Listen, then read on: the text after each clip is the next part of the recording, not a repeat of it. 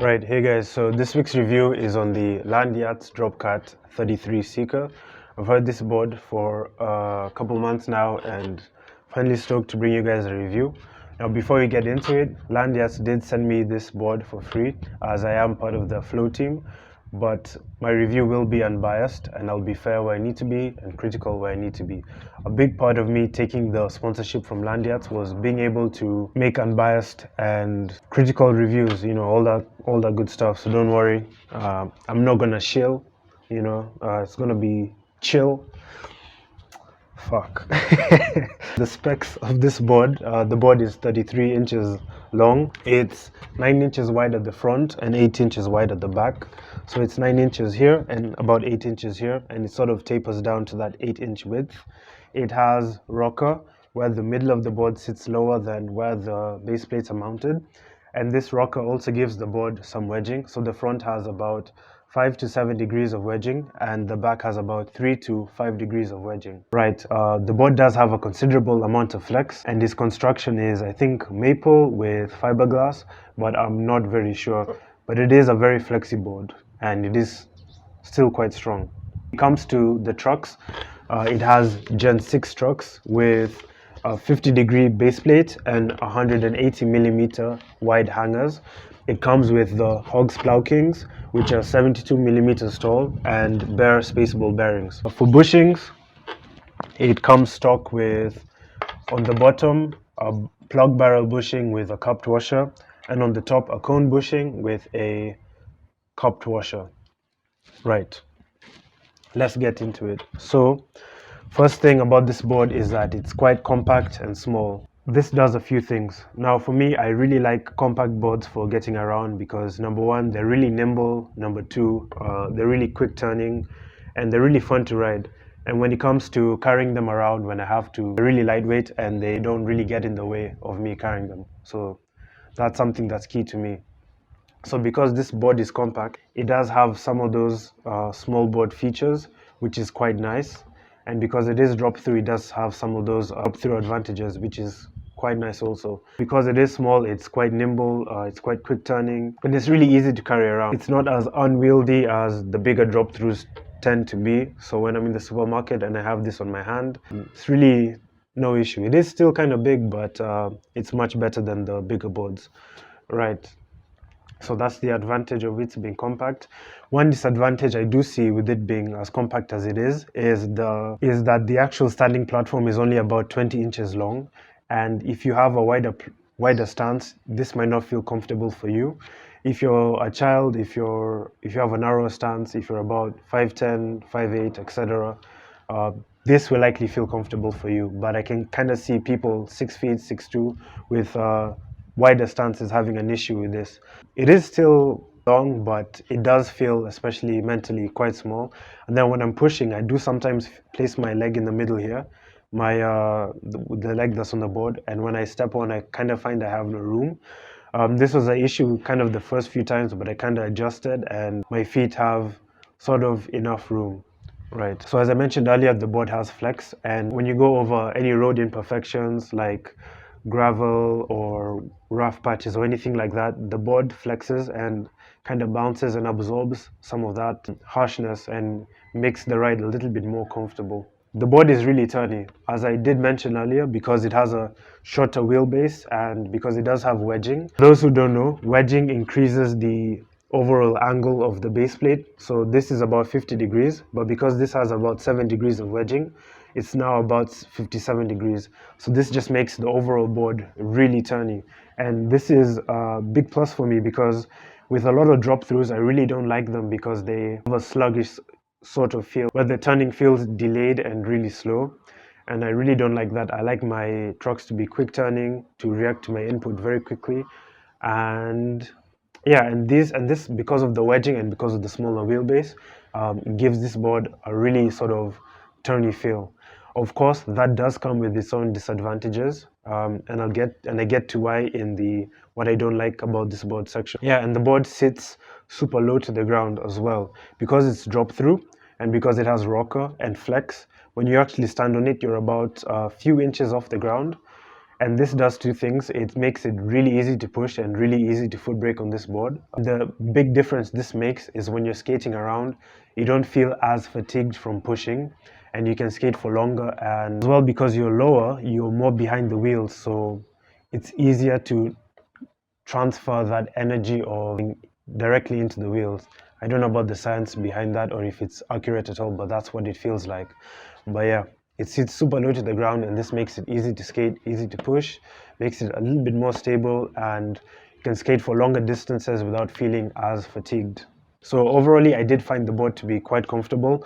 The concave is quite minimal, but you do get these wheel flare sort of things on the edges here, where the board is upturned.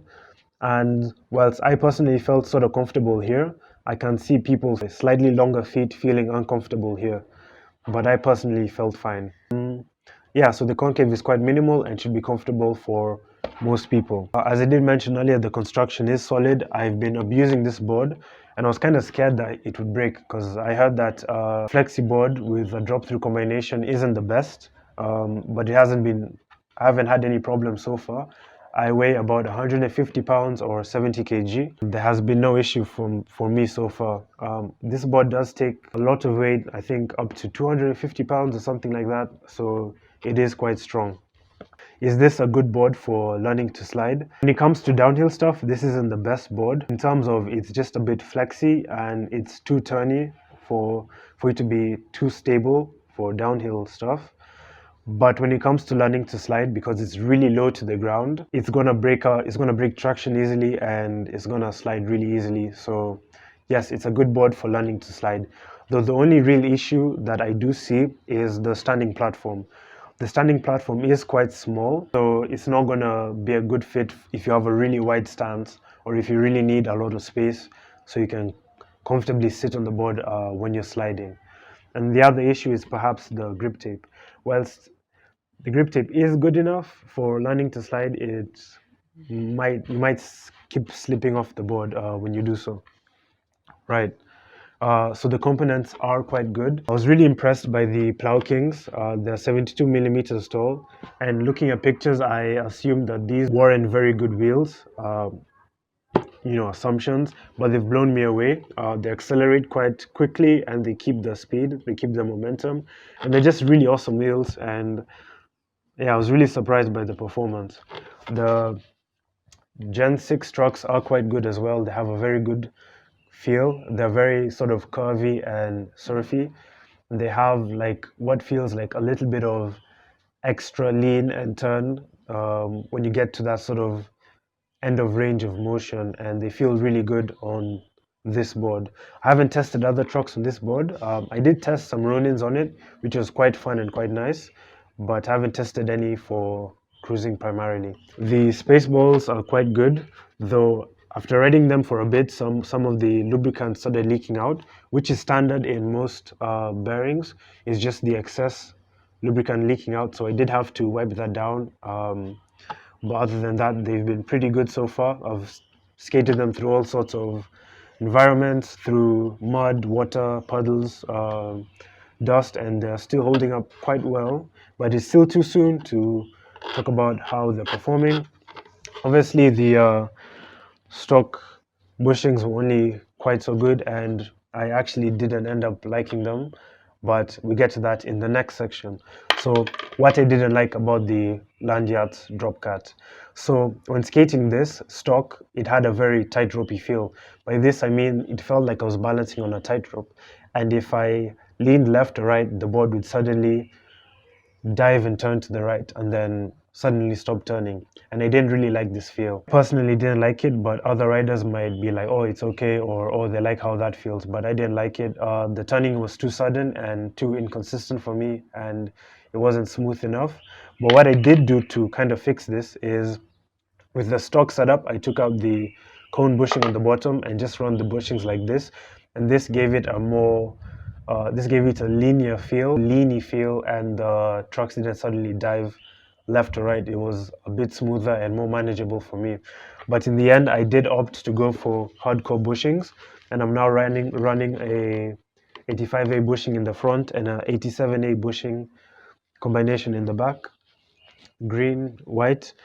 And what this does, I still get the same turning I want, but I do get a bit of feedback that I'm engaging the truck, and I do get a bit of bounce, and it's a bit smoother and more consistent and forgiving for myself. But yeah, but it still turns just as much and just as well, and it's just as fun to ride. I would recommend you go for higher rebound bushings in a softer durometer. I tried the Venom HPF in 81A in this truck, and it just felt too mushy, and I didn't like how that felt. How that felt. It didn't give me enough feedback, and yeah, it just felt like the truck kind of flopped either left or right, and that wasn't very nice. So a, a higher rebound bushing will give you the feedback that you want.